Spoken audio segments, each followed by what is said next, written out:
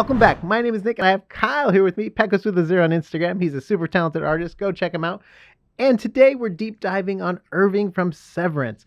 We're going to be talking about the innie and the Audi. And is the innie talking to the Audi? Is the Audi talking to the innie? Vice versa? Dreaming and all the other Nick, good stop. stuff? My head's spinning. Is the Audi planning to take down Lumen? We're going to talk about it here. And just so you know, we have a website called thebestnerdyshirts.com where we make all of the cool geeky shirts. Here's our Audi shirt. Kyle also helps designs a lot of our other shirts, from Dune to His Dark Materials. We have shirts for Succession. You name the show we're covering, we're going to be making artwork for it. So go to thebestnerdyshirts.com. And just so you know, every comment is entered in at the end of the month to win one of our shirts. So comment down below things you liked and disliked about the show. If you like Irving or who your favorite, Lumen employee is, let us know in the comments down below. But now it's time to get into Irving's head. Hi, kids. What's for dinner? God damn it, Irv. Heck yeah, that's right where I want to be. Because Irving is one of my favorite characters. Yes. Oh my gosh. Irving and Milchek are my top two right now, Yep. I think. Yep. So much fun. And it's even if I highly recommend doing a second watch. Me and Kyle just recently did a second watch, and definitely some stuff I didn't catch the first time, having seen it the first, So yeah, really cool. Do you want to do a little overview on Irving? Yeah, so I'm gonna start with his innie, right? Because I like to do innie, Audi, and the relationships between the two, and then I get into theories and speculation. Theories. So with the innie Irving, right? Some of his characteristics are he's a sophisticate, right? He enjoys and admires art. At least the visual, at least we can understand the visual type of art, right? We know because he's been admiring the art from O&D, right? And even, strikes up a friendship and then later on a romance with Bert, right? And then he's also very genteel. He has the air of a gentleman, right? Yeah. As if he's from the early 20th century. Yeah. With a very dry sense of humor. Yes, very dry wit, Yeah. Hello, kids. What's for dinner? Yeah. And he's also the oldest member of MDR. Yes. And he also likes to set an example for them. He's a stickler for the rules. Yep. He loves the rules, and even he worships his leaders. Like when Milchek walks into the room, he stands up at attention. He's totally there to serve, and even will go to Mark before going to the higher ups. He knows the right pecking order. Chain of command. Yeah, and even when he gets busted, when the group gets in trouble because of what he did with Bert, he truly is sorry that he broke the rules. And you could definitely tell he really wants to obey the rules, but he also wants to go follow his passion with his love life with Bert. So he's definitely torn because he loves the rules and creates good batter between Dylan and Irving, because Dylan's the rebel kind of he's only there for the prizes and Irving honestly thinks they were sent there by Egan. They're almost they're almost like an old married couple almost. But like we discussed, they actually do really care for each other. Right. And we'll probably go into that in a deeper thing. But he loves authority, his love for Bert is it's tearing him apart. Yeah, it's interesting because in the first few episodes, Irving definitely has Kier in his blood. Oh, right. Yeah. He's all the way, right? And quotes him constantly quotes. It's interesting because what endeared me to him is his adherence to the rules makes him a bit of a nag, but you realize quickly that it's all it all seems to come from a place of sincerity. Oh yeah. Right. So you can't fault him for that in a lot of ways. Yeah. So yeah. And then the question comes, because of the love for Bert, can love transcend the severance procedure? Right. That's a question we're obviously going to be talking on. That's more theory stuff too going down, because we see it with Miss Cobell testing Mark. Right. With Gemma. And then we also see it with Dylan and his love for his child. Right. And so that's going to be a thing we're definitely going to be talking about through our other deep dives and in this video too. But sorry, I just wanted to kind of jump in with you when we're doing any Audi stuff. Yeah. Keep going, sir. No, yeah. And you talking to the point about his relationship with Bert and how could love bring down Lumen, in the sense that I don't know if it could bring down Lumen as that itself could bring down Lumen as an organization, but it can definitely tear down Lumen within the mind of Irving, right? It could Because affect the severance procedure. Perhaps. Not Lumen, maybe. Right. No, yeah. So I mean that, like, at least not necessarily the chip per se, but I mean that, like, his like, Kier in his blood, like he believes in Lumen because he's found love, right? He no longer believes in Lumen. He believes in another ideal now, right? Yeah. Which is his connection with another person. He found a new passion. Exactly. Right. The void of the Lumen void only did so much. Love actually filled his void. Yeah. And it was very fun to see the snap when it happened too. When he was at Bert's goodbye party and he snapped at Milchek. And he was just like, "What are you guys doing? They're essentially killing him." And even Milchek's like, "This isn't like you." You know, everything like, "What's going on, buddy? You're the stickler for the rules. I like you." That was one of my favorite lines too, where he's like, "You smug motherfucker." You know, I'm like, "Whoa, dude." It's so good. And then I guess it goes into, why is Lumen afraid? Because they obviously let go of Bert because they saw the relationship going on between Irving and Bert. And also because of that relationship, it brought the departments closer together, right? What are they so afraid of? This could be a discussion for a whole other video too, and going forward in the future. But what are they so afraid of the departments becoming friends or getting close? So this actually ties into something I wanted to talk about as well. So, cool. So, like, why Lumen is afraid of the departments becoming friends, like, so we could, and this is within our current events, right? So, like, they could be, afraid of workers unionizing, right? Solidarity is power in that sense, right? So, like, we see this reflected in, like, current American corporate policy. So, like, one thing that I see coming up again and again is wage discussions between employees is discouraged, and like termination can sometimes even be threatened by companies, right? But for their employees being this. However, though, remember, everyone, at least for all you, like, American viewers out there, despite wage discussion being, wage discussion is protected under federal law, under the National Labor Relations Act. And any discouragement of that from your company is unlawful. And so, if they terminate you because of that reason, then that's unlawful, right? And of course, strategy for perhaps doing this is also to compartmentalize information. Lumen's working on some, like, super strange stuff, right? And shady. Right, shady. So that's the thing, is that might be a tactic of compartmentalizing information, because the more the departments speak to each other, the greater understanding they have of the entire picture. Yeah. Right. So you want to sow these seeds, right? Does that remind you of when we were, like, working on a movie? The code name was called Group Hug. It was the Avengers, and they would literally give you shots that didn't make sequences make, like, sense, right? They would give you random shots, so no one really knew what the true story was for leaks and stuff like that. That's awesome. I mean, I don't know if you realized that, but I definitely didn't. realized No, that's that. a great, because like we all had random parts where we were like, oh, that's interesting. The Hulk does that. Oh, okay. But what's going on over here with Iron Man? Like, it was like we were kind of like piecing together the pieces of trying to tell the story from random clips we would get. Because in dailies too, it was always random. It wasn't like the full sequence. It was always like random clips, and it was always like, what's going on? Okay. You're talking about the compositing days. Yes. I was talking about compositing. Dude, yes, that was like one of the favorite pastimes. Is like, all right, what can we suss out from the story based on these handful of shots we have? You know? Yeah, it was fun. It was like us putting together a puzzle. Now we know how they feel. Maybe that's why we're connecting to the show, Kyle. We're finally getting answers. We were severed. and like us going back to like finding out more stuff about like the departments. Like, you know, Bert was getting pretty close when like he talks about sending reps to the goat people to begin figuring out what's going on. Yeah, that's dangerous territory for Lumen, right? Yeah, they were not unionizing, but they were becoming a union. Yes, they were a union of people. Just people. like-minded individuals who want answers. God damn it. Yeah.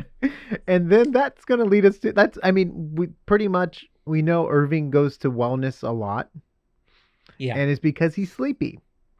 And he falls asleep a lot at work. And we don't know if it's because he's the oldest member. I mean, he's not as old as Bert, but he is one of the oldest members. But that's do you have anything else to talk about or before we jump over to Audi? I'm actually about ready for Audi. I've got a few things to say. The last thing I'd say is he really loves his department, Irving. Yeah. He really loves all the people there. He really cares about Halliar too. He wants to take her to the Egan sanctuary. I can't remember that. Oh, was it called the Perpetuity? Yeah, thank you.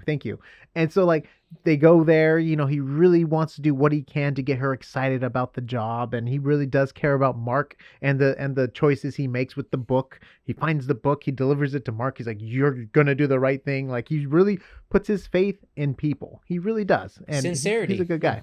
Yeah. And yes, we have in the second last episode, we get a small glimpse, and also the last episode of Audi Irving. Yeah.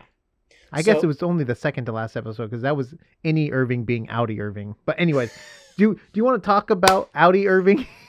Yes, Nick. I'd love to talk about Audi Audi Irving. Okay. So the first intro of him, we see him at the park with his dog Radar. Yeah, it's Radar. And he's reading the Emperor's Handbook by Marcus Aurelius. Right? What's that? Okay, so it's. I'm sorry, I don't know what that is. So it's a translated version of the Meditations. So Marcus Aurelius was a Roman emperor. Okay. And he wrote. His book has been read by kings and queens throughout history, right? Because he's one of the few examples where he would be considered a philosopher king. In that he was very concerned about how history would remember him, his thoughts on how one should rule, right? But also it's weird because while he was a philosopher, he kind of oversaw an era of peace, but also a time of great turmoil, right? He was actually in wars for a number of years, almost 2 decades. So yeah, and so he's reading that book. Right, which is interesting, which might hint at his character or his manner, right? Yeah. Also, interesting connection. Don't know if it means anything, but Marcus is very close to Mark S. Oh. Don't know if there's any connection there. Why you should have used that for our Mark S video. I wasn't thinking about it. It's a great video. Still, go check it out. And what's also interesting too, when he's in wellness with Miss Casey, she's like, "You like the sound of Radar," and then we found out his dog's name is Radar. Yep. Is that a little subtle connection? They're trying to connect Audi and Innie a little bit, kind of thing. They know little things about the Audi life to the Innie life. It's some sort of test, perhaps. Yeah. Mm-hmm. And then of course he is an avid painter. Yeah. And he loves listening to Ace of Spades. Ace of Spades by Motorhead, right? I think, yeah, I believe Ace of Spades. Yeah. And so that's the thing though, he keeps on painting over and over again the testing floor, or at least the hallway leading to the elevator that goes to the testing floor. The one that goes down farther. Correct. So that's the thing, is that this could be, and also with Innie Irving's paint dreams as he's starting to get sleepy, right? This could be them starting to talk, right? Yeah. And starting to share subconscious information to some level, right? It's also interesting too. So he blasts loud music. Audi Irving blasts loud music while he paints. He drinks coffee. He's on purpose trying to stay awake at night. Right. Which leaves Innie Irving falling asleep at his desk multiple times. Yeah. Yeah. And then it's so funny because it's like us, right? We didn't know. We know later on it's paint, the black ink or the black goo. Yeah. But we're learning with Irving, he doesn't even know what it is because there's not a connection yet. Right. So the freak out is we're freaking out. We're like, what's going on? And then the eyes turn and all that. But he's freaking out. So everyone's freaking out together because we have no idea what the black thing is underneath his nails. People are like, is he a grave digger? You can see him flexing underneath. You know what I mean? Like, it's like, what does he do on his off time where he has like dirt underneath his nails? Yeah. Now we know he's a painter and he paints all night with radar. Really glad he's not burying bodies out in the forest. Yeah. That we know of. That we know of, yeah. Who knows about season 2? And then, so that's the little glimpse we get of Audi. We also, one other thing that I think is important is his father, or at least who we assume is his father, was in the Navy. In the Navy. Yeah. And perhaps that was Irving's motivation in the first place. Yeah. I don't know. Maybe his dad was severed. Well, that's the thing. I mean, like, just given the old, like the age of the photo, I mean, like, it would have to be really, like, this would be before there was even implant technology, right? Maybe Lumen had something to do with his death because he knew too much. Maybe he was a general or he was part of a co-op or something like that. There's a reason why he's researching Lumen. Right. Because he has names, he has a map, he's tracking stuff. Right. So he's definitely on the outside, either trying to take him out. I guess my only conclusion, he's trying to take him out. I mean, unless he's like super interested to just find out who else is working there. Other than that, it's like, you know, he's probably trying to connect to other people. Is he part of the resistance? You know, like, is he perhaps? That's the thing, because, like, do we know if everyone who we've kind of seen that's working against Lumen are talking to each other or not? Right? Was he friends with Petey on the outside? Right. The doctor that well, that's a very interesting thing. We'll get more into it with the. I can't wait for the PD PD video. Oh my god! Because there's a really weird thing that PD says to Mark, and Mark goes like, "Are we best friends?" And he's like, "No, I'm your best friend. You are my good friend." Mm-hmm. And that's a very interesting statement to make. Yeah. And so it leads me to believe that PD has another best friend. Perhaps it's Irving. Yeah, it could be Irving. It can be maybe Marquez's sister, Devin. Right. Because remember the whole thing with there's so much PD stuff we're going to... No, I'm not even going to get into the PD theories here. Comment down below if you're excited for the PD theories, because I'm freaking excited. But anyways, then your comments will be interested to win a shirt. Hopefully the Audi shirt. Okay, so we got to jump back to... Okay, now... At this point, any and Audi Irving stories are going to be kind of colliding because we're going to be kind of jumping back and forth a little bit. So we'll do our best to keep this organized. So Innie becomes the Audi, right? When they do the overtime. And right away, Innie is discovering all this, the map, the stuff like this. Yep. And Love freaking takes over Irving instead of like really getting this information together and like really like think about it. Who knows what kind of information was there that like could help send messages or stuff like, or he could have wrote a message like, "Hey, it looks like you're trying to track people. I'm your Innie," and I'm like, you know, he could have did so much. He could have did so much stuff. But as soon as he saw Bert's name, as soon as he saw Bert's freaking name, one track mind, he was just like, "I'm gonna learn how to drive a car."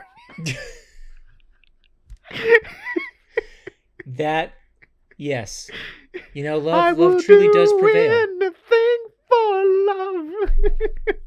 I just hope the whole story doesn't come down. This is a Severance thing. I hope it's not like the Matrix where like love overcomes everything and like wins the day. Right. No, I hope it's not. I just really hope it's not. I think it's a part of what is going to eventually be the culmination of that. I hope it stays a part. like just a part of it. Now I think what's going to happen at the beginning of season 2, I would almost argue that we almost open with this sequence, right? But I think Bert is going to open the door onto a very confused now Audi Irving. Oh, right? Okay. And maybe. And basically, you know, Irving's probably going to get out of there fairly quickly, but Audi will realize he was at Bert's address because we know that Audi has already written down Bert's address information and is aware of Bert in some capacity, right? Yeah. That, or technically we don't know if the door opens and he was able to talk to Bert as Innie Irving yet. We technically don't know when, because it was so vague with the cut. Like, we understand like everything was cut at that moment, but technically maybe they start the second season with the door opening and it's Annie Irving talking to Audi Bertie. Bert. You just don't know because it was such a cliffhanger. Because technically he was just knocking on the door. Because that makes sense with those kind of cuts like that. Mm-hmm. Like it's a bit fast and loose with time. Yeah. Even though as a viewer we're led to believe that things are happening within this succession, right? Things are going on. I mean, it took Milchek an hour to cut the freaking belt. Right. It's like, dude, you got the dullest knife in the world. That's true. Think about it. It probably would have took a couple seconds to actually cut the belt. I don't know. Maybe a minute. I don't know. They don't want to have stuff that harms other people on the severed floor. That's right, because of how we are. Right. They took all the knives and sharp objects away. Right. He's probably doing it with a key, with like an old dull key. God. Okay. So a question about Audi Irving. How does he know about the testing floor or the subfloor? Right. So did he subconsciously get a message from Annie Irving about the floor? Because remember, maybe messages can also be translated back the other way too. Irving sleeps at work. By sleeping, does that upload memories into his conscious or subconscious where now he can dream about what Annie sees? Through dreams. So maybe he just remembers the dark hallway with the light, and that's all he kind of gets from the dreams, because that might be a reoccurring nightmare for Annie Irving. Because maybe he's been down to that floor and maybe they had to reset him and bring him back to come back to work or something like that. Maybe, actually. It's just a theory. Obviously, we have it's only been one season. I mean, I think it's plausible because, that whole connection could be just a hint that there is a deeper connection through dreams, right? Through the subconscious, which is a different avenue to subvert the severance chip. Yeah. Right. So who knows? That's a viable theory, Yeah. But yeah. Anyways, I mean that's pretty much it. We have the love story. We covered the other stuff. Is he working with someone like a high up like Miss Cobell or even Milchek trying to take down the company? I don't know. That's all just crazy theories at this point. We really don't literally have enough information to put the pieces to the puzzle together. Right now, we're barely getting the end pieces together, and we're working our way in on the puzzle. We're working our way in on the diagram. We're trying to figure it all out. Yes, that's right. We have a diagram. That's right. Let us know down below your theories and predictions with Irving. He's one of my favorite characters. I'm super excited to see what they're going to do next season. Are they just going to clean slate everyone and just have them all come back to work? That's an option on the Switch board. We can't forget about that. There's a clean slate option where they can wipe everyone's memory clean and they'll just start all over again, fresh and squeaky clean. Maybe they'll all go down to the bottom floor. Who knows at this point? But comment down below. Go to Instagram. Pecos with the Zero. Kyle's there. Go give him a follow. He's a super talented artist. He helps designs a lot of our shirts. If you go to thebestnerdyshirts.com, you can find our shirts. And also by commenting, you're entered to win every month to win one of our shirts. So comment down below. We'll probably be reaching out to you guys in the comments and just reaching out to you guys to reach out to us on Instagram. Somewhere safe so you guys know it's us. We're hoping that there's no spam on our channel. We haven't seen any yet in our comments and stuff, but if we're reaching out to you, it would be asartspace.1 at the Gmail, or it would be our Instagram channel. But we really want to give you guys shirts for the comments and stuff like that. We really appreciate just you guys liking the videos and commenting and being interactive with this awesome show, Severance. And we'll see you on the next AsArt. Hey kids, what's for dinner? Yeah. It's so good.